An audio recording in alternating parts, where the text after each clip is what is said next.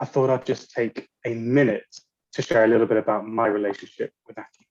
And like all great relationships, it has had many twists, many turns, and has required a healthy dose of passion and patience. I started as a very distant admirer of Acumen when I started my career at Bain & Company, one of Acumen's global partners. This quickly evolved into me being a far too eager to please friend, and I worked across a number of Acumen's investees organizations in India, East Africa, including the likes of EduBridge, Orb, Hust, Frontier Markets, D-Light, Firelight, and a few others. And then finally, years later, after much courting and lots of help from Acumen partners such as Rebecca, John and Katrina, Randy and Jeannie, who I can see, some who I can see on the call today, this relationship blossomed to be in a full-on marriage. And today I'm part of the team helping build Acumen Academy in the United Kingdom. And really, we exist at a time of uncertainty and a time of division. We exist to build and empower a bold and generous community who are committed to bridging our divides and role modeling a different kind of leadership. We launched our first UK Fellows program last year, and it's a pleasure to introduce you to one of our UK Fellows who is role modeling a truly different path, Marcellus Baz. Amongst many other things, Marcellus is founder and CEO of Switch Up and Nottingham School of Boxing, and he and his team use the power of sport to transform the lives of hundreds of young people and transition them into employment, education. But without further ado, Marcellus, let's get down to business. Great to be talking with you. Yep, I'm absolutely honored and privileged to be here amongst you fantastic, amazing people. So yeah, back to you, Ben. Okay, Marcellus, your life could have taken you down many different paths. Would love for you to share some of the key moments that have shaped your journey and the work you do today. Yeah, so for me, what shaped my life was my personal struggle and seeing the pain, you know, in my own life and in my community. I grew up in an area of deprivation. My father wasn't around for most of my life. My mother was suffering from severe mental health.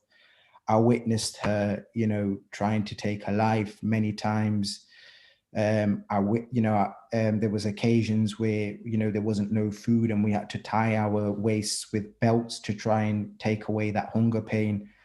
And, you know, being around that environment made me want to get away from that environment. And when I was away from that environment, I was around people in my community, which was enriddled in crime and violence, with a lot of people that used to sell drugs. And, you know, they became people that I wanted to be like. I ended up getting groomed by these people to then sell drugs.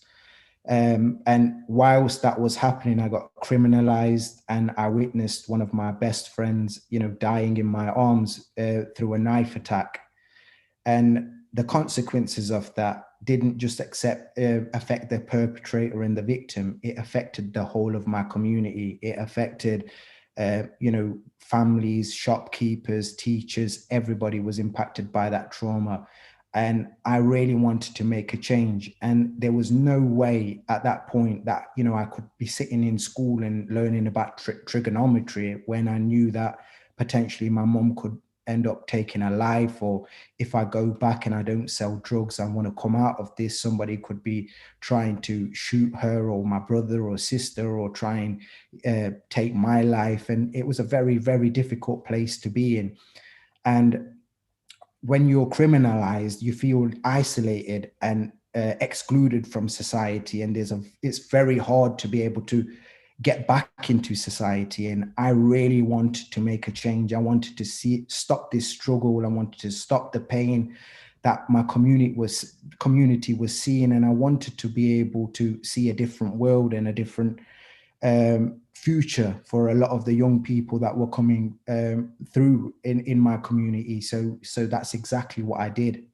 Thanks, Marcellus. And you've shared some stories of pain. And one of the concepts we discuss in the fellowship, grounded in some of Marshall Gantz's work, is we all have stories of pain. Otherwise, we would not want to change the world, every single one of us. And we all have stories of hope. Otherwise, we would not think we could change it. So Marcellus, what gives you hope? What gives me hope within my life, one of the experiences that I can kind of relate back to, which inspires me to do what I do today, and to be able to really lean on my own lived experience to shape the model that I'm doing today, is the experience that I had when I was a young teenager running away from a policeman, and I ended up running into a leisure center where there was a boxing class. And I can remember just opening the door and seeing this real energy. And, it was a place where class, race, religion, ethnicity, everything was dissolved. It was a really in an environment where there was people from all sorts of backgrounds.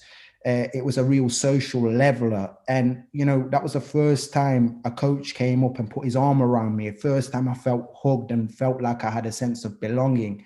And I knew then that I wanted to be there. And when I was there, it gave me a channel to be able to vent my anger and aggression in a positive way. It helped me to be able to self-medicate in a positive way, rather than, other people that are seen self-harming or taking drugs or going into more violence. And that aspired me to then to look at a model to use the power of sport that can create a similar environment as that environment that I was in. And then alongside that, all the things that were missing in my life, a positive role model. So with Switch Up, we provide the mentoring, counseling to be able to deal with the trauma many young people are going through. So we provide that. Education, which was absolutely important. I can remember there was a time where I was going in and signing in a community center, and they asked me to sign my name and I couldn't spell it. So I'd rather kick up a fuss and get kicked out rather than being embarrassed to not be able to spell my name. So, education is important, and also to get young people job ready. So when they do go into employment, rather than, people ticking a box and getting somebody into work, we want people to have that sustainability. So we get them job ready. And then we're working with, around 32 local businesses to feed them in. So, what gives me hope is the model that we've created, that the model that we've shared across the world in various different countries, that's working, that's changing people's lives and helping people transition from darkness into light, and to give people a better future and help them reach their full potential. Thank you. And the gym is opening up after a couple of months of lockdown. Can't wait to see you in the boxing ring. I might not be there and with you, but every minute you spend with the fellows is a minute you're not spending with the young boys and girls across Nottingham. What does the fellowship mean to you, and why do you feel it's required for you at this moment in time? The fellowship means the world to me, because I feel that I'm not alone. When you're doing this sort of work, you can feel alone. The fellowship gives me focus.